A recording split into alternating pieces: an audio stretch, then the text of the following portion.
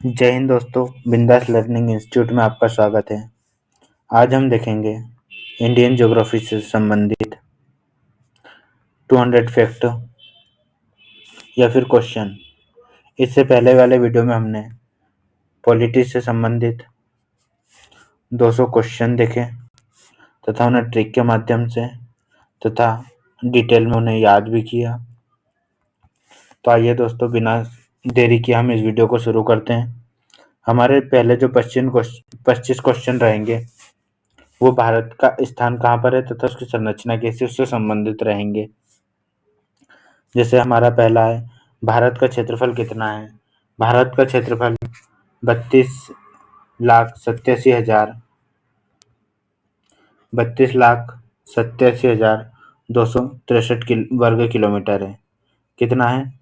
32,87,263 वर्ग किलोमीटर। अब हम इसे याद कैसे करेंगे? 32,87,263, 32,87,263 हम इसे 3 भागों में बांट लेंगे। पहला हो जाएगा 32, देखो 2 के बाद आता है 3, 7 के बाद आता है 8, 2 के बाद 3, 7 के बाद 8 और एक इसमें कर लेंगे 6 और 2 3 ऐसे लिख लेंगे। 2 तिया 6 यहाँ आ जाएगा, 2 तिया 6 मतलब 263 हो जाएगा, 7 8 फिर 2 3, तो 32,87 लाख वर्ग किलोमीटर हो गया। भारत किस गोलार्ध में स्थित है? हमारा भारत, जैसे यह पृथ्वी मान लीजिए, यह कर्क रेखा निकलती है, हमारा भारत यहाँ पर स्थित है। मतलब जैसे देखे तो उत्तरी गोलार्ध में विषुवत रेखा यहाँ से गुजरती है, ये 23.5 डिग्री है कर्क रेखा। तो ये देखो यहाँ से ये उत्तरी गोलार्ध है, ये दक्षिणी। तो उत्तरी गोलार्ध में ये पूर्व का भाग या पश्चिम का भाग, तो पूर्व में, उत्तर पूर्वी भाग में स्थित है। ठीक है, उत्तर पूर्वी गोलार्ध में स्थित है हमारा जो भारत है। ठीक है, उसके बाद में अगर हम भारत के अक्षांश विस्तार देखें, वो कितना है? अक्षांश का मतलब होता है ये जो, जैसे हमारी पृथ्वी है, ये जो रेखाएं हैं, ऐसी रेखाएं, इसे हम अक्षांश कहेंगे।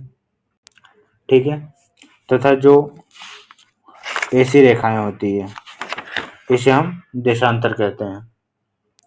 ठीक है, अक्षांश रेखाएं वे काल्पनिक रेखाएं होती हैं जो विषुवत रेखा, ये जो विषुवत रेखा है उनके समांतर होती हैं तथा इनकी संख्या कुल 179 है। और हमारा भारत 8 4 उत्तरी अक्षांश, जैसे हमने देखा था उत्तर में स्थित है तो उत्तरी अक्षांश 37 उत्तरी अक्षांश तक है। 8 4 उत्तरी अक्षांश से 8 डिग्री 4 उत्तरी अक्षांश से 37 डिग्री 6 उत्तरी अक्षांश तक है। कितनी रेखाएं अक्षांश रेखाएं? 179 है। क्या होती है अक्षांश रेखाएं? ऐसी काल्पनिक रेखा जो विषुवत रेखा के समानांतर होती है, उन्हें हम अक्षांश रेखाएं कहते हैं। अगला हमारा क्वेश्चन है, भारत का देशांतरी विस्तार क्या है? जैसे ये हमारी पृथ्वी है, जो रेखाएं ऐसी होती है, उत्तर से दक्षिण में मिलती है, उन्हें हम देशांतर रेखाएं कहते हैं। इनकी संख्या 360 होती है। ठीक है, ऐसे इनकी रेखाएं 360 होती है और यह इनका जो है 68.7 से 97.25 पूर्वी देशांतर, ये पूर्वी देशांतर है, पूर्वी देशांतर। ठीक है, भारत का उत्तरम बिंदु कौन सा है? जैसे अगर हम देखें, ये भारत है, मान लीजिए ये हमारा भारत है।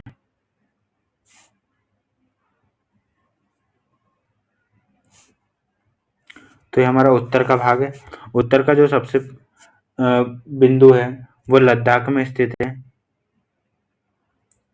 लद्दाख में कहाँ पर स्थित है? इंद्राफॉल या इंद्राकॉल भी बोला जाता है इसे।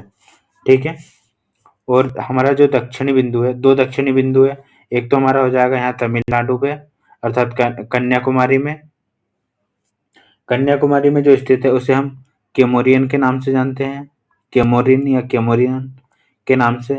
और एक हमारा दक्षिणी बिंदु है यहाँ पर अंडमान निकोबार में स्थित, यही मुख्य बिंदु है जिसे हम इंदिरा पॉइंट के नाम से जानते हैं। हमारा उत्तर में होगा इंदिरा फॉल या इंदिरा कॉल और दक्षिण में होगा हमारा इंदिरा पॉइंट। अब हम देखते हैं पूर्व की ओर। पूर्व में जो हमारा बिंदु है यह है किबुतु, जो कि अरुणाचल प्रदेश में स्थित है। किबुतु कहाँ स्थित है? अरुणाचल प्रदेश में। तथा हमारा जो पश्चिमी बिंदु है, पश्चिमी बिंदु हमारा है गुहार माता, जो कि गुजरात में स्थित है। ठीक है, ये जैसे हमारा भारत हो गया। ठीक है,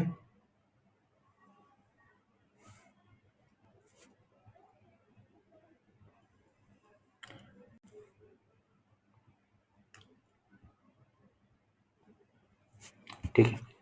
उत्तरी बिंदु किबुतु, उत्तर इंदिरा फॉल, पश्चिम गुजरात में गोहिर माता या गोहिर मोटा।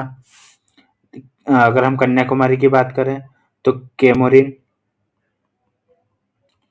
ठीक है, कन्याकुमारी में स्थित है तथा अंडमान निकोबार में हमारा इंदिरा पॉइंट स्थित है। भारत का दक्षिण बिंदु इंदिरा पॉइंट अंडमान निकोबार में स्थित है। पूर्वोत्तम बिंदु किबुतु अरुणाचल प्रदेश में स्थित है। भारत का पश्चिम बिंदु गुहार मोती कच्छ गुजरात में स्थित है। भारत की कुल सीमा कितनी हो गई? 15,200 वर्ग किलोमीटर। ठीक है, कुल सीमा 15,200 किलोमीटर है। और अगर हम भारत की कुल तट रेखा की लंबाई की बात करें तो पहले ये 7,516 थी, जो तट है, ये जो जहाँ समुद्र किनारे हैं, तट, नो तट, तो ये कितनी 7,516 थी, लेकिन अब वर्तमान में यह 11,098 किलोमीटर हो गई है। ठीक है, भारत कितने देशों से अपनी सीमाएं साझा करता है? भारत 7 देशों से अपनी सीमाएं साझा करता है। यहाँ हो गया देखो, पाकिस्तान, अफगानिस्तान, चीन, भूटान, म्यांमार, बांग्लादेश और नीचे श्रीलंका। ठीक है, पाकिस्तान, अफगानिस्तान, चीन, भूटान, म्यांमार, बांग्लादेश और श्रीलंका, ये हो गए 7 देश जिससे कि सीमा साझा करता है हमारा भारत। अगला है भारत का सबसे बड़ा राज्य क्षेत्रफल की दृष्टि से कौन सा है? राजस्थान है। सबसे छोटा राज्य क्षेत्रफल की दृष्टि से गोवा है। भारत का सबसे बड़ा केंद्र शासित प्रदेश लद्दाख है। जनसंख्या के आधार पर अगर हम सबसे बड़ा राज्य देखें तो उत्तर प्रदेश है। ठीक है, अगर भारत का सबसे बड़ा द्वीप देखें तो हम मिडिल अंडमान, अंडमान निकोबार में स्थित, अंडमान निकोबार में स्थित एक मिडिल अंडमान है, वो हमारा सबसे बड़ा द्वीप है। अंडमान निकोबार 3 भागों में, लघु अंडमान, मिडिल अंडमान, ऊपरी अंडमान। ठीक है, जिसमें से मिडिल अंडमान है वो सबसे बड़ा द्वीप है। भारत का सबसे ऊंचा पर्वत कौन सा है? कंचनजंगा, जिसकी ऊंचाई 8,586 मीटर है। और विश्व का सबसे ऊंचा पर्वत है माउंट एवरेस्ट, जिसकी ऊंचाई 8,848, कहीं कहीं पर 8,850 मीटर भी हमें देखने को मिलती है। ठीक है, उसके बाद में अगला है हमारा हिमालय की सबसे ऊंची पर्वत श्रृंखला कौन सी है? हिमाद्री है। शिवालिक किस प्रकार का पर्वत है? शिवालिक एक न्यूफोल्ड माउंटेन है, जो कि नवीन वलित पर्वत या फिर नया बना हुआ पर्वत है। नवीन वलित पर्वत, न्यूफोल्ड माउंटेन बोल सकते हैं शिवालिक को। शिवालिक का इनफैक्ट जो हमारा हिमालय वही एक नवीन वलित पर्वत है। हिमालय की 3 मुख्य श्रेणी कौन कौन सी? हिमाद्री हो गई, हिमाचल हो गई और शिवालिक है। ऐसे हिमालय को हम 4 भागों में बांटते हैं, बृहद हिमालय, लघु हिमालय, शिवालिक हिमालय, ये 3 हो गए। और हमारा पहला है ट्रांस हिमालय। ठीक है, ये 4 भाग होते हैं हिमालय के। भारत का सबसे बड़ा पर्वत दर्रा काराकोरम दर्रा। नीलगिरी पहाड़ी कहाँ पर स्थित है? नीलगिरी की जो पहाड़ी है हमारी तमिलनाडु, केरल, कर्नाटक की सीमा पर स्थित है। कहाँ? तमिलनाडु, केरल और कर्नाटक की सीमा पर स्थित है नीलगिरी की पहाड़ियां। ठीक है, अगर हम अरावली पर्वत श्रृंखला के विस्तार की बात करें तो दिल्ली से गुजरात में है, हमारे राजस्थान में स्थित है। मुख्यतः देखा जाता है राजस्थान में। इसकी अगर हम बात करें तो इसके पश्चिम में सूखा प्रभावित क्षेत्र तथा पूर्व में कुछ मात्रा में बारिश होती है। इधर रेगिस्तानी इलाका है। ठीक है। उसके बाद में अगर हम अरावली पर्वत किस प्रकार का पर्वत है? यह एक प्राचीन अवशिष्ट पर्वत है। किस प्रकार का पर्वत है? प्राचीन अवशिष्ट पर्वत का उदाहरण देखने को हमें मिलता है। भारत का सबसे पुराना पर्वत कौन सा है? अरावली है। अगला हमारे भारत की नदियों से संबंधित क्वेश्चन रहेंगे। 26 से 50 तक हमारे भारतीय नदियों से क्वेश्चन है। 26वां क्वेश्चन है हमारा, भारत की सबसे लंबी नदी कौन सी है? भारत की जो सबसे लंबी नदी है गंगा नदी है, जिसका कि उद्गम गंगोत्री ग्लेशियर से होता है। कहाँ से होता है? गंगोत्री ग्लेशियर से होता है, उत्तराखंड। यह भागीरथ के रूप में निकलती है उत्तराखंड से। ठीक है, भागीरथी नदी के रूप में। उसके बाद में अगला हमारा, गंगा का उद्गम भागीरथी के रूप में गोमुख उत्तराखंड से होता है। यमुना का यमुनोत्री उत्तराखंड से होता है। ब्रह्मपुत्र भारत में किस नाम से प्रवेश करते हैं? दियांग से। यह अरुणाचल प्रदेश, यह जो ब्रह्मपुत्र नदी है अरुणाचल प्रदेश में दियांग के नाम से प्रवेश करती है भारत में। ठीक है। ब्रह्मपुत्र का उद्गम स्थल कहाँ है? ब्रह्मपुत्र मानसरोवर के पास चेमा युंगडुंग नामक ग्लेशियर से निकलती है। कैसी? ब्रह्मा का पुत्र है चेमा युंगडुंग। ठीक है। अगली हमारी क्वेश्चन है, गोदावरी को किस नाम से और जाना जाता है? गोदावरी नदी को हम दक्षिण गंगा के नाम से जाना जाता है। अन्य नामों में हम इसे दक्षिण की गंगा भी कहते हैं। अगला हमारा क्वेश्चन है,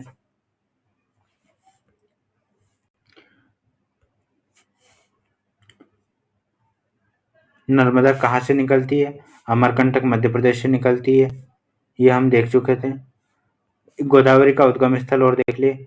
गोदावरी का जो उद्गम स्थल है वह नासिक से होता है, त्रयंबक की पहाड़ी से। ठीक है, नासिक त्रयंबक पहाड़ी से होता है गोदावरी का उद्गम। अगला हमारा क्वेश्चन, नर्मदा नदी, इसे हम मध्य प्रदेश में अच्छे से डिटेल में पढ़ चुके थे। अमरकंटक मध्य प्रदेश से होता है। यह पूर्व से पश्चिम की दिशा में बहने वाली नदी है। अमरकंटक से होता है। अमरकंटक से दो अन्य नदी सोन जोहिला और निकलती है। यह मध्य प्रदेश से निकलती है तथा मध्य प्रदेश के 16 जिलों से गुजरती है तथा अरब सागर में अपना मुहाना बनाती है। ठीक है, मतलब अपना जल विसर्जित करती है। ताप्ती नदी किस दिशा में बहती है? ताप्ती नदी भी नर्मदा के समानांतर ही बहती है, पूर्व से पश्चिम की ओर। ठीक है, इनके बीच में सतपुड़ा पर्वत, ताप्ती नदी, अजंता की श्रेणी।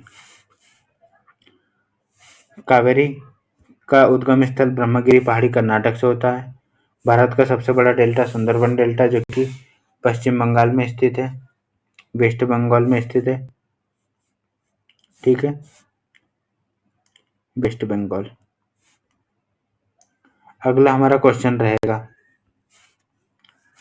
36वें नंबर का, भारत की कौन सी नदी डेल्टा नहीं बनाती है?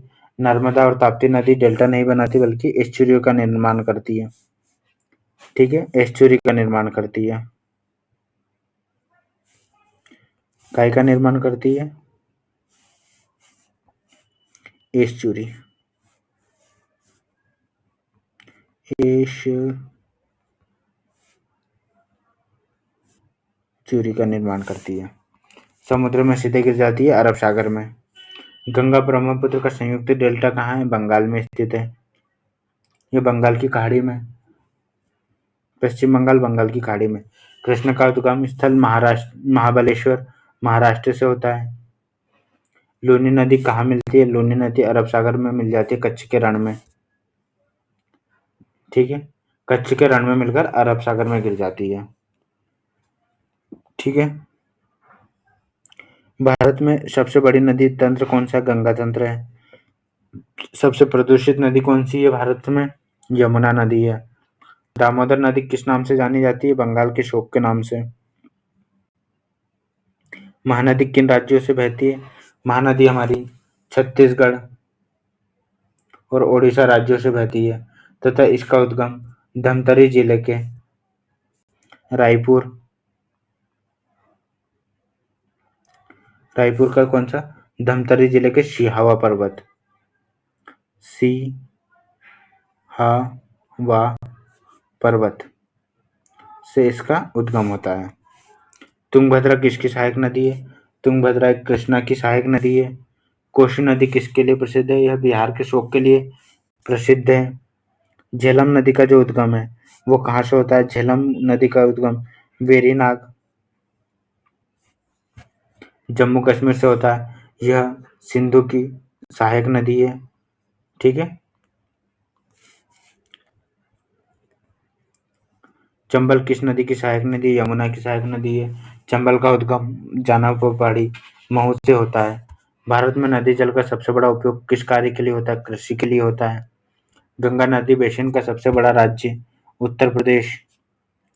भारत का जल प्रपात एक गुमलेश्वर कहाँ पर स्थित है? कर्नाटक में स्थित है। अगले हमारे 51 से जो 75 तक या 75 तक जो क्वेश्चन आएगा कृषि और फसल से संबंधित रहेंगे। ठीक है। कैसे संबंधित रहेंगे? कृषि और फसल से संबंधित।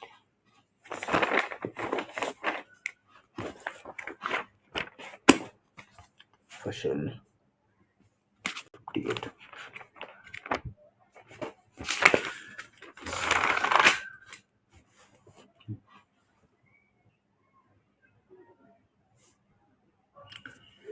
भारत में सबसे अधिक उगाई जाने वाली फसल कौन सी है? चावल। ठीक है। भारत में सबसे अधिक उगाई जाने वाली फसल है चावल। गेहूं का सबसे बड़ा उत्पादक राज्य है उत्तर प्रदेश। चावल का सबसे बड़ा उत्पादक राज्य पश्चिम बंगाल। कपास का सबसे बड़ा उत्पादक महाराष्ट्र। गन्ना उत्पादन में भारत का विश्व में दूसरा स्थान है। ठीक है। चलो हम इन्हें ट्रिक के माध्यम से याद कर लेते हैं। देखो, सबसे अधिक उगाई जाने वाली फसल चावल है भारत में। भारत के लोग अधिकतर क्या खाते हैं? चावल खाते हैं। ठीक है। सबसे ज्यादा क्या खाते हैं? चावल खाते हैं। कुछ भी हो चावल बनेगा। दाल रोटी चावल, दाल बाटी चावल, चावल सबसे ज्यादा खाते हैं। गेहूं का सबसे बड़ा उत्पादक राज्य उत्तर प्रदेश। क्योंकि उत्तर प्रदेश में सबसे ज्यादा जनसंख्या है, तुम्हारे सबसे ज्यादा रोटी खाएंगे, तो रोटी खाएंगे तो काय की खाएंगे? गेहूं की खाएंगे। तो गेहूं में सबसे ज्यादा उत्पादक राज्य कौन है? उत्तर प्रदेश है। चावल का सबसे बड़ा उत्पादक राज्य पश्चिम बंगाल है। ठीक है। चावल और बंगाल। चावल अगर हम खाना खाते हैं तो चावल अभी हम एक साइड रख के रखते हैं, उसे हम लास्ट में खाते हैं, तो बगल में रख के रखेंगे हम चावल। चावल को कहाँ रखेंगे? हम बगल में रख के रखेंगे। तो बंगाल से हो गया बगल में रखना चावल का उत्पादक राज्य। कपास कैसा है? कपास एक महान राष्ट्र है। ठीक है। कपास का सबसे बड़ा महाराष्ट्र है। गन्ना में विश्व में दूसरा स्थान है। ठीक है। चाय का उत्पादन असम में होता है।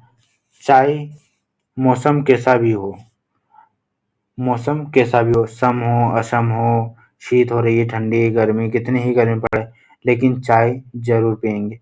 तो असम। ठीक है। कॉफी का उत्पादन का सबसे बड़ा राज्य कर्नाटक। कॉफी पीने में बहुत से लोग नाटक करते हैं, तो कॉफी का उत्पादन कर्नाटक में। रबी की फसलें कौन कौन सी है? रबी की फसलें गेहूं, चना, सरसों। अब हम इन्हें अलग अलग तरीके से देख लेते हैं। ये खाद्य फसलें देख लेते हैं। खाद्य फसलें में जाएगा गेहूं और जौ। गेजो हो गई हमारी खाद्य फसलें के लिए, गेहूं और जौ। दूसरी हमारी आ जाएगी इसमें तिलहन फसल।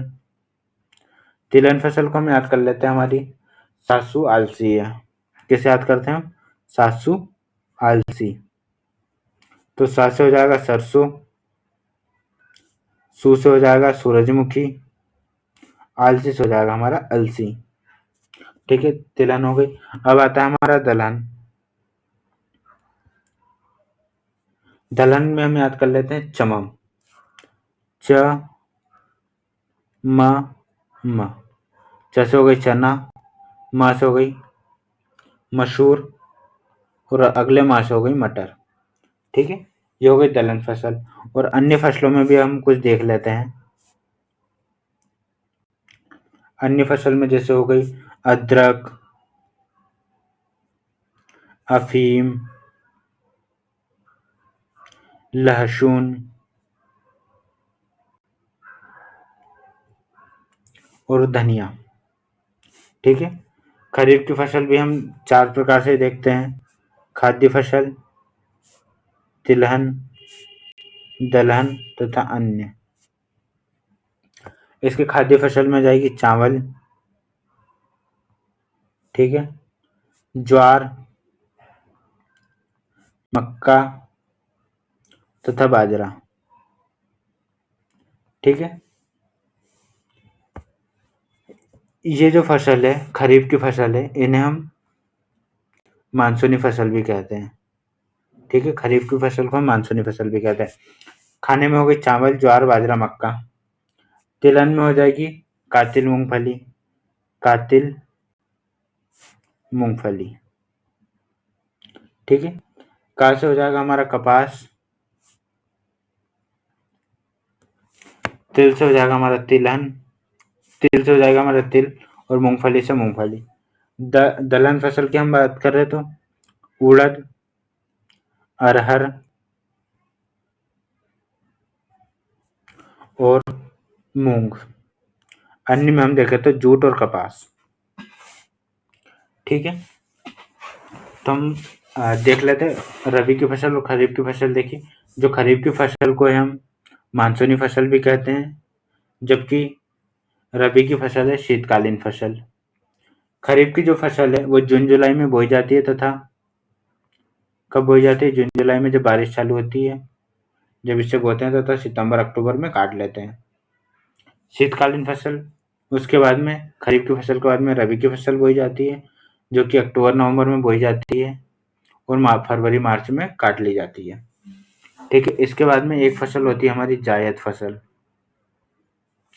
जिसमें कि ग्रीष्मकालीन होती है, या इसमें मार्च अप्रैल में बोई जाती है तथा मई जून में काट ली जाती है। इसमें तरबूज हो गए, कद्दू हो गए, मूंग आदि की खेती की जाती है। ठीक है, दलहन उत्पादन में विश्व का स्थान प्रथम स्थान है। दाल खाने में मध्य भारत सबसे ज्यादा स्थान है। ठीक है, दाल भारत भी प्रथम स्थान पर है, मध्य प्रदेश में भी प्रथम स्थान है दाल में। ठीक है, उसके बाद में अगला हमारा क्वेश्चन है, हरित क्रांति किस फसल से जुड़ी हुई है? हरित क्रांति गेहूं से जुड़ी हुई है, क्योंकि गेहूं जब स्टार्टिंग में उगते हैं तो वो हरे हरे रहते हैं। इससे हम ऐड कर लेंगे हरित क्रांति गेहूं से संबंधित है। भारत का धान का कटोरा किसे कहते हैं? छत्तीसगढ़ को कहा जाता है। काली मिट्टी किसकी फसल के लिए उपयुक्त है? काली मिट्टी कपास की फसल के लिए उपयुक्त है तथा काली मिट्टी का अन्य नाम चेरनोजम या कपासी मृदा भी है। चेरनोजम तथा कपासी मृदा भी है। ठीक है, इनमें इसे सेल्फ प्लगिंग वाली मृदा भी कहते हैं। अगला हमारा क्वेश्चन है, काजू का सबसे बड़ा उत्पादक केरल, काजू केरल खाता है। गेहूं किस तापमान में उगता है? अगर 10 से 15 डिग्री सेल्सियस तापमान रहेगा तो गेहूं अच्छा रहता है, जो गेहूं की फसल के लिए अच्छा होता है। भारत का सबसे बड़ा मक्का उत्पादक राज्य कौन सा? कर्नाटक। मक्का खाने में लोग क्या करते हैं? नाटक करते हैं। गन्ना का सबसे बड़ा उत्पादक राज्य उत्तर प्रदेश। गन्ना अगर किसी ने दारू पी ली है या शराब पी ली है, किसी ने शराब पी है तो हम गन्ने के डंडे से मारेंगे तो उसकी सारी उतर जाएगी। शराब पी ली है किसी ने, उसे हम गन्ने के डंडे से मारेंगे तो उसकी सारी शराब उतर जाएगी। तो उत्तर प्रदेश में। अगला हमारा क्वेश्चन है, भारत का फल बागान राज्य हिमाचल प्रदेश को कहा जाता है। फल बागान राज्य किसे कहेंगे? हम हिमाचल प्रदेश को कहेंगे। भारत में सबसे अधिक मसाले का उत्पादन केरल में होता है। काजू का उत्पादन भी हमने देखा था केरल में ही होता है। भारत में डेयरी विकास का सबसे अधिक क्षेत्र गुजरात में है। भारत का सबसे बड़ा मछली उत्पादक राज्य आंध्र प्रदेश है। झींगा खेती में अग्रणी राज्य कौन सा है? आंध्र प्रदेश है। जैविक कृषि में अग्रणी राज्य सिक्किम है। देखो, जैविक कृषि ऐसी होती है जो हमें सीखना रहता है। जैविक कृषि ऐसी होती है जो हमें सीखना रहता है, तो सिक्किम जैविक कृषि में। चाय बागान किस भूमि पर बनाए जाते हैं? ढलान वाली भूमि पर, ऐसी वाले, ताकि यहाँ से पानी इसमें आए, इसमें आए, इसमें आए, ऐसे आता रहे। तो ढलान वाली भूमि पर चाय बागान की खेती की जाती है। चाय कहाँ? असम में। पन्ना क्षेत्र हीरा के लिए प्रसिद्ध है। खनिज उद्योग और ऊर्जा से संबंधित। भारत में कोयला का सबसे बड़ा भंडार कहाँ है? झारखंड में। कोयला, झारखंड। ठीक है। कोयले का सबसे बड़ा उत्पादक राज्य झारखंड है। भारत में सबसे बड़ा लोहा एश का उत्पादक राज्य ओडिशा। लोहा क्या? उड़ गया। लोहा उड़ गया, उड़ नहीं सकता है, फिर लोहा उड़ गया। लोहा कभी उड़ता नहीं है, जैसे याद करो। लोहा कभी उड़ता नहीं है, तो उड़ता नहीं से ओडिशा। कोयला को हम खंड खंड करेंगे। बड़ा कोयला होता है, फिर हम उसे खंड खंड काट देते हैं, फिर उसके बाद में हम उसको उपयोग में लेते हैं। तो इसलिए झारखंड में कोयला उत्पादन। अगला हमारा क्वेश्चन रहेगा, कर्नाटक में लोहा एस्की की प्रमुख खान बाबा बुदन पर्वत या बाबा बुदन की खान। नाटक कौन करते हैं? जो बाबा होते हैं वही फालतू के नाटक करते हैं।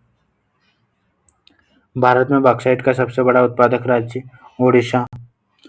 ठीक है। साइड हटो, मुझे उड़ के जाना है। बा से कहो, साइड हटो, मुझे उड़ के जाना है। तो बॉक्साइट में ओडिशा। चूना पत्थर का सबसे बड़ा उत्पादक राज्य राजस्थान। भारत में तांबा उत्पादन में प्रथम राज्य राजस्थान।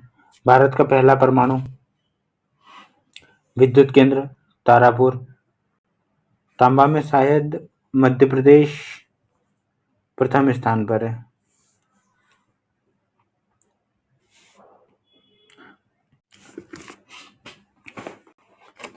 तांबा में उत्पादन राज्य में राजस्थान 2020-21 के हिसाब से मध्य प्रदेश था। भारत का पहला परमाणु विद्युत केंद्र तारापुर महाराष्ट्र में स्थित है। भारत का सबसे बड़ा ताप विद्युत केंद्र Vindhyachal super thermal power station, जो कि मध्य प्रदेश में स्थित है, सतपुड़ा पे। विंध्याचल सतपुड़ा पे स्थित है। इसका जो क्षमता है 4760 मेगावाट है। कितनी है? 4760 मेगावाट है। अगला हमारा क्वेश्चन है, पनबिजली उत्पादन में अग्रणी राज्य कौन सा है? उत्तर प्रदेश और हिमाचल प्रदेश। भारत में पहली तेल रिफाइनरी असम में डिगबोई में स्थापित की गई थी। मुंबई हाई किसके लिए प्रसिद्ध है? मुंबई हाई अपतटीय तेल उत्पादन के लिए प्रसिद्ध है। भारत का सबसे बड़ा इस्पात संयंत्र भिलाई इस्पात संयंत्र, जो कि छत्तीसगढ़ में स्थित है। ठीक है। इसके बाद में अगला हमारा क्वेश्चन है 89 नंबर का, भारत का पहला इस्पात संयंत्र टिस्को जमशेदपुर में स्थापित किया गया था। एनटीपीसी का मुख्य कार्य ताप विद्युत का उत्पादन करना। ठीक है।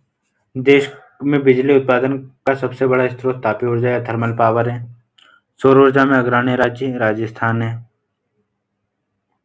पवन ऊर्जा में सबसे बड़ा राज्य तमिलनाडु है। भारत का सबसे बड़ा सीमेंट उत्पादक राज्य राजस्थान। यूरेनियम जादूगोड़ा झारखंड। भारत का सबसे बड़ा अभ्रक उत्पादन में किसका स्थान है? अजमेर राजस्थान का।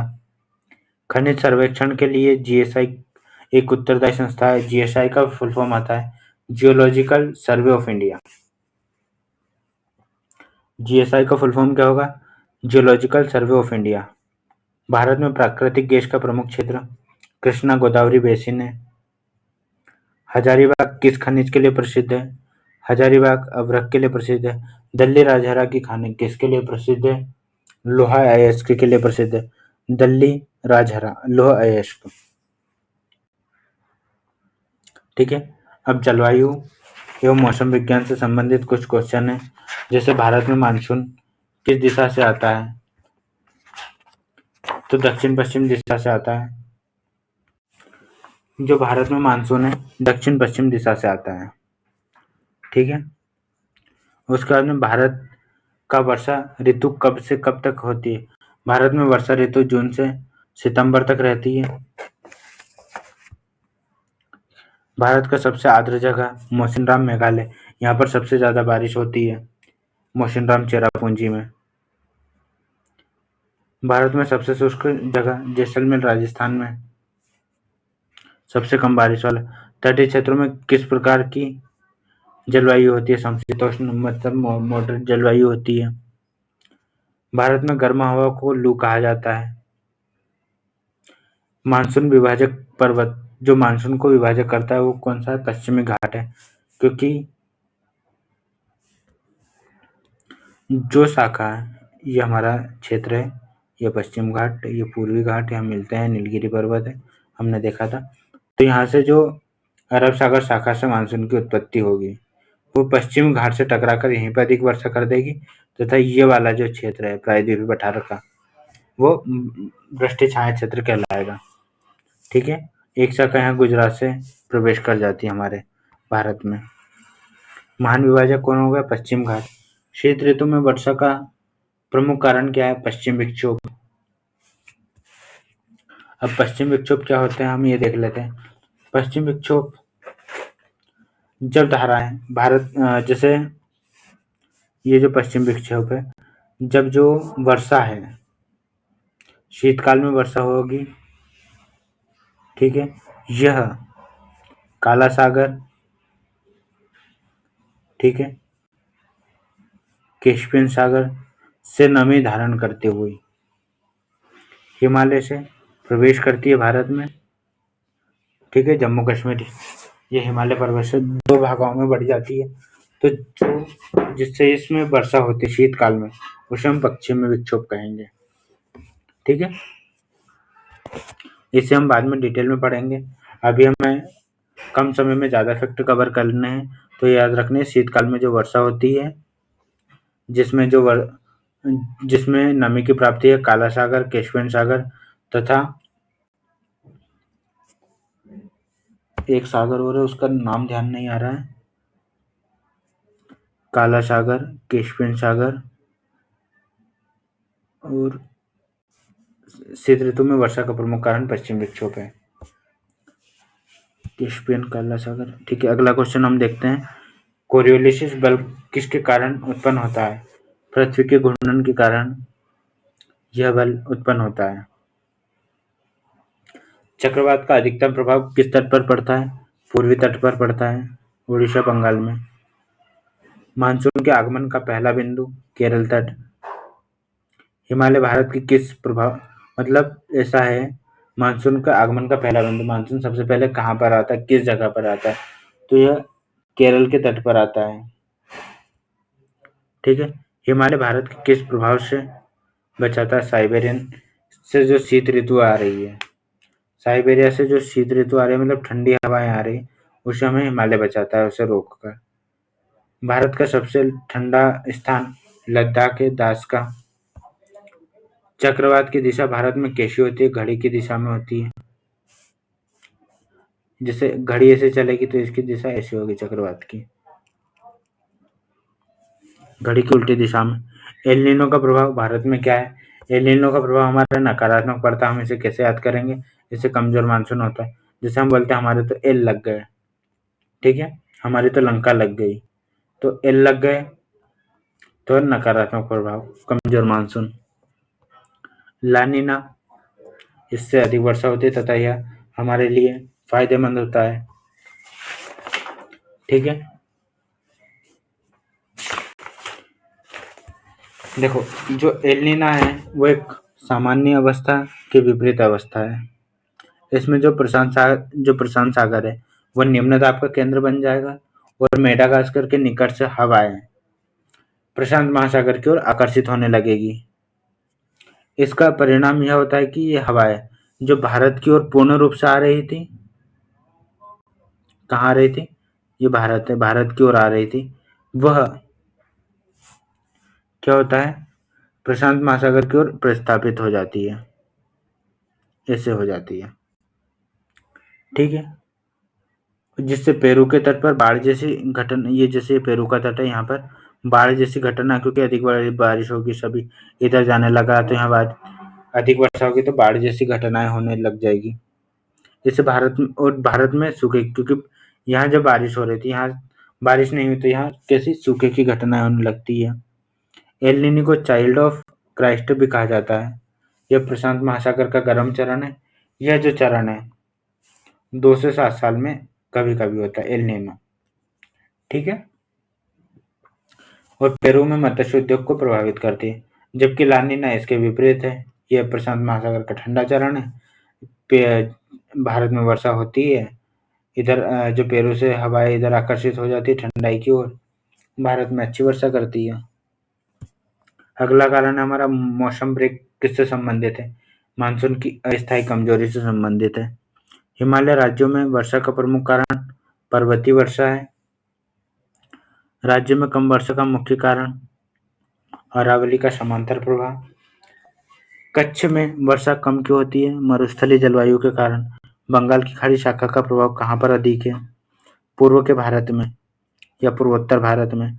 अरब सागर शाखा का प्रभाव कहाँ है, पश्चिम तट पर। भारत में मानसून की खोज किसने की थी, हेली ने की थी।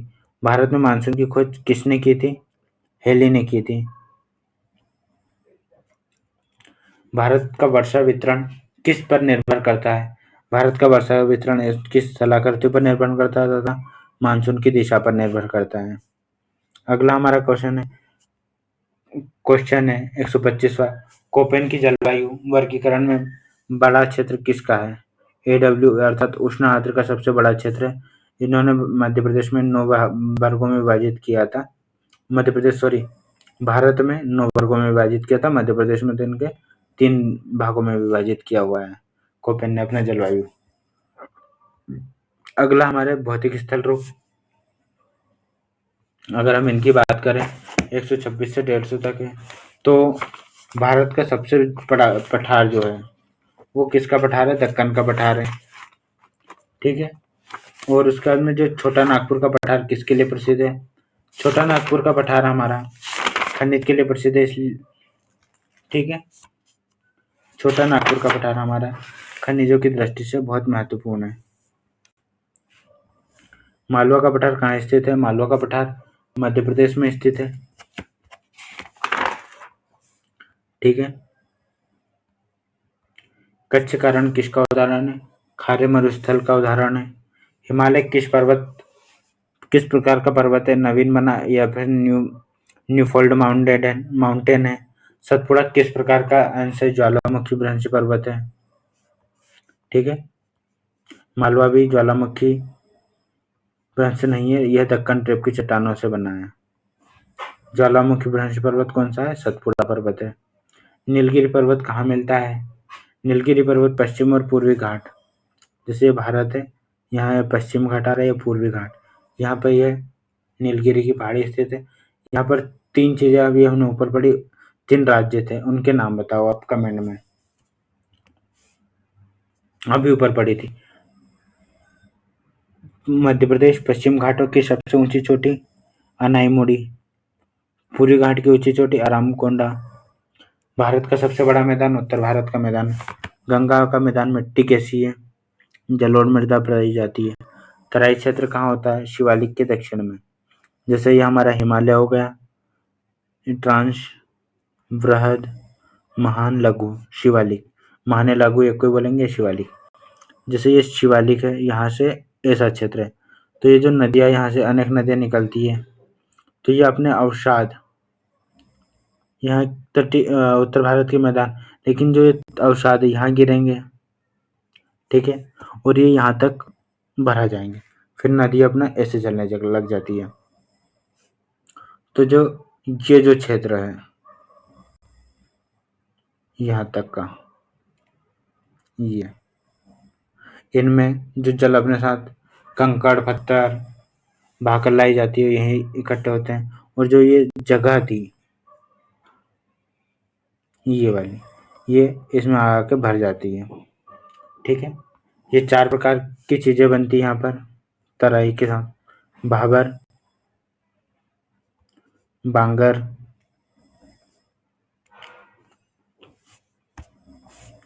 तराई, भाबर, बांगर, और एक है, एक कौन सा, तराई, बांगर, भादर और खादर। ठीक है, 4 चीजें: भाबर, तराई, बांगर और बांगर, खादर। ठीक है, तराई क्षेत्र दक्षिण में, खादर नई जलोढ़ मिट्टी पाई जाती है, भांगर है वो, भाबर नहीं भांगर है, पुरानी जलोढ़ मिट्टी पाई जाती है। डेल्टा निर्माण किस पर निर्भर करता है? अवसादी चट्टानों पर, या फिर अवसाद की मात्रा पर। नदियों के ऊपरी भाग में किस प्रकार के स्थल स्वरूप बनते हैं? गहरे खड्डे बनते हैं। मध्य भाग में कौन से स्थल रूप है? मंडेर, बाढ़ का मैदान। निम्न घाटी का निर्माण कैसे होता है? नदी के क्षरण से होगा। निम्न घाटी जो भी है, निम्न घाटी का निर्माण कैसे होगा? नदी अगर क्षरण करती है तो वहां पे घाटी का निर्माण हो जाएगा। तटीय मैदान कहाँ बनते हैं? समुद्रों के संपर्क में बनेंगे। ठीक है, जहाँ समुद्र का संपर्क हो। ड्यून किस प्रकार का स्थल रूप है? हवा से बना रेत का टीला है। ड्यून में क्या होता है, जैसे ये पूरा रेगिस्तानी इलाका है, यहाँ सपाट है, लेकिन जब हवाएं चलती है तो थोड़ी थोड़ी मात्रा में ये एक जगह थोड़े थोड़े कण इकट्ठे करती है, लेकिन ये बड़ी संख्या में इकट्ठे कर देती है, तो उसे हम ड्यून कहते हैं, या फिर हवा से बना रेत का टीला कहा जाता है। 1946 चंबल घाटी की विशेषता कैसी है? बेडलैंड या गहरी काटने वाली घाटी है। ये बेडलैंड का निर्माण करती है और गहरी कटान वाली घाटी है, क्योंकि चंबल नदी के बारे में हमने सुना है, डाकुओं का राज है और बीहड़ प्रभावित क्षेत्र है। डेल्टा का सर्वोत्तम उदाहरण सुंदरबन। द्वीप किससे बनते हैं? ज्वालामुखी से बनते हैं, प्रवाल से बनते हैं और अवसाद से बनते हैं। लक्षद्वीप किस प्रकार का द्वीप है? कि प्रवाल द्वीप है। अंडमान किस प्रकार के द्वीप में है? ज्वालामुखी पर्वतीय द्वीप। अंडमान सुषुप्त, अंडमान ज्वालामुखी, और जो है हमने अभी देखा था प्रवाल द्वीप। लक्षद्वीप किस प्रकार का है? प्रवाल द्वीप। द्वीप किससे बनते हैं? ज्वालामुखी से। ठीक है, किस प्रकार का द्वीप? ज्वालामुखी पर्वतीय द्वीप। अगर हम जनसंख्या देख लेते हैं, परिवहन देख लेते हैं, नगरीकरण देख लेते हैं 151 से 175 तक। भारत की जनगणना सर्वप्रथम 1872 में लॉर्ड मेयो के काल में हुई थी, लेकिन जो नियमित रूप से गणना हमने 1881 से प्रारंभ की थी। भारत का सबसे अधिक जनसंख्या वाला राज्य उत्तर प्रदेश, सबसे कम जनसंख्या सिक्किम, जनसंख्या घनत्व में बिहार में, भारत में सर्वाधिक शहरी आबादी महाराष्ट्र, भारत का सबसे अधिक जनसंख्या वाला शहर मुंबई, प्रथम नियोजित शहर चंडीगढ़। हिंद महासागर का एकमात्र देश जिसके नाम पर सागर पर है। हिंद महासागर एक ऐसा देश है, हिंद महासागर का एकमात्र देश जिसका नाम सागर के नाम पर है, जिसे हिंदुस्तान या भारत कहते हैं। भारत की पहली रेल लाइन कब चली थी? 1853 में चली थी, बोरी बंदर से ठाणे तक। भारत का सबसे बड़ा बंदरगाह मुंबई में। भारत का पहला कंटेनर पोर्ट न्हावा शेवा जवाहरलाल पाटी। सबसे पुराना प्रमुख बंदरगाह कोलकाता में। चेन्नई बंदरगाह किसके लिए प्रसिद्ध है? ऑटोमोबाइल निर्यात के लिए। भारत का सबसे बड़ा हवाई अड्डा आईजीटी एयरपोर्ट दिल्ली। 165 राष्ट्रीय राजमार्ग NH-44 कहाँ से कहाँ तक है? कश्मीर से लेकर कन्याकुमारी तक, अर्थात यह उत्तर से दक्षिण के क्षेत्र को जोड़ता है, नॉर्थ से उत्तर अर्थात नॉर्थ से साउथ को जोड़ता है, कन्याकुमारी तक। अगला हमारा क्वेश्चन है, सबसे लंबा राजमार्ग NH-44 है। भारत का पहला मेट्रो रेल कोलकाता में 1984 में। प्रश्न, स्वर्णिम चतुर्भुज किन शहरों को कहा जाता है? दिल्ली, कोलकाता, चेन्नई और मुंबई। ठीक है। अगला हमारा क्वेश्चन है, भारत में रेलवे का मुख्यालय कहाँ पर स्थित है? नई दिल्ली में स्थित है। रेलवे नई दिल्ली। भारत का सबसे व्यस्त रेलवे जंक्शन मुगलसराय। मुगल सबसे ज्यादा समय तक शासन किया था, तो मुगलसराय सबसे व्यस्त रेलवे स्टेशन है, जंक्शन है। भारत का सबसे ऊंचा रेलवे स्टेशन घाटीलो कश्मीर में स्थित है। भारत का सबसे लंबा रेलवे पुल की हम बात करें तो बोगीबिल पुल, जो कि असम और अरुणाचल प्रदेश में स्थित है। भारत में नदी आधारित परिवहन का सबसे बड़ा क्षेत्र कौन सा? ब्रह्मपुत्र नदी। राष्ट्रीय जलमार्ग एक कहाँ से निकलता है? गंगा हल्दिया से प्रयागराज। सर्वाधिक बस परिवहन वाला राज्य कौन सा है? महाराष्ट्र। पर्यावरण, वनस्पति, वन और विविध। क्वेश्चन 76 से 200 तक। भारत में वन किस श्रेणी में पाए जाते हैं? उष्णकटिबंधीय पर्णपाती वन। 5 प्रकार के वन पाए जाते हैं, हम देखेंगे अलग अलग आधारों पर जब हम मेंस पढ़ेंगे। भारत का सबसे बड़ा वन क्षेत्र वाला जिला या राज्य मध्य प्रदेश है। भारत में सर्वाधिक जैव विविधता वाला क्षेत्र पश्चिम घाट। सबसे ज्यादा जैव विविधता कहाँ में? पश्चिम घाट पे देखने को मिलती है। सबसे बड़ा जो राष्ट्रीय उद्यान है वो हेमेसाई उद्यान है, जो कि लद्दाख में स्थित है। पहला राष्ट्रीय उद्यान जिम कॉर्बेट, जो कि उत्तराखंड में स्थित है। गंगा नदी डॉल्फिन कहाँ मिलती है? गंगा ब्रह्मपुत्र नदी तंत्र में। काजीरंगा किसके लिए प्रसिद्ध है? एक सींग वाले गैंडे के लिए। काजीरंगा एक सींग वाले गेंडे के लिए प्रसिद्ध है। गिर राष्ट्रीय उद्यान गुजरात में स्थित है, जिसमें एशियाई शेर सिंह का संरक्षण किया जा रहा है। सुंदरबन डेल्टा, जो इसमें रॉयल बंगाल टाइगर जानवर के लिए प्रसिद्ध है। सुंदरबन, जो कि पश्चिम बंगाल में स्थित है। भारत में सर्वाधिक मैंग्रोव कहाँ पाए जाते हैं? सुंदरबन, पश्चिम बंगाल में। भारत में सबसे बड़ा द्वीप महाद्वीप अंडमान एवं निकोबार द्वीप समूह है। अगर हम एक द्वीप की बात करें तो मिडिल अंडमान, और पूरे द्वीप समूह की बात करें तो अंडमान और निकोबार लक्षद्वीप से बड़ा है। भारत का एकमात्र सक्रिय ज्वालामुखी बेरन द्वीप है, जो कि अंडमान निकोबार में स्थित है। भारत का सबसे पुराना ज्वालामुखी जो कि नारकोंडम आंध्र प्रदेश में है। दुनिया का सबसे बड़ा ऊंट का मेला कहाँ लगता है? पुष्कर, राजस्थान में। ऊंट मेला पुष्कर, राजस्थान में लगता है। भारत का समुद्र तटीय सबसे बड़ा राज्य गुजरात है। भारत का सबसे बड़ी खाड़ी बंगाल की खाड़ी। भारत की सबसे बड़ी झील मीठे पानी की झील कौन सी है? वुलर झील। मीठे पानी की झील वुलर झील तथा खारे पानी या लवणीय पानी की झील चिल्का झील, जो कि ओडिशा में स्थित है। भारत का सबसे लंबा समुद्री तट कौन सा है? मरीना बीच। भारत का सबसे ऊंचा जलप्रपात जोग फॉल्स, जो कि कर्नाटक में स्थित है। भू-तापीय ऊर्जा का प्रमुख स्रोत मानकीकरण। ठीक है। भारत में प्रथम जीवमंडल आरक्षित क्षेत्र नीलगिरी जीवमंडल से संबंधित घोषित कर दिया गया है। राष्ट्र विश्व की सबसे पुरानी व्यक्ति जीवित पर्वत श्रृंखला अरावली। विश्व की सबसे पुरानी जीवित पर्वत श्रृंखला अरावली। भारत में कुल कितने स्टेडियम हैं? नरेंद्र मोदी स्टेडियम अहमदाबाद। एक ही स्टेशन है, नरेंद्र मोदी स्टेडियम अहमदाबाद। 200। भारत का सबसे बड़ा द्वीप मांजुली द्वीप, जो कि असम में स्थित है। Thank you. इस प्रकार इस वीडियो में हमने ज्योग्राफी के 100 क्वेश्चन देखे तथा उन्हें ट्रिक के माध्यम से याद किया और उसके बाद में उनमें अपना योगदान दिया। ठीक है, ये हो गई जियो से संबंधित 200 क्वेश्चन कंप्लीट करने में ट्रिक से, तथा उनकी डिटेलिंग भी की है। चूंकि हमारे पास समय कम है तो हम जल्दी जल्दी सिलेबस खत्म करवा रहे हैं, क्वेश्चन बनाते हैं, ज़्यादा डिटेलिंग नहीं होती है।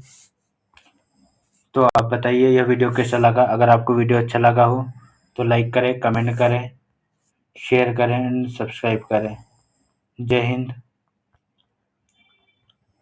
जय भारत।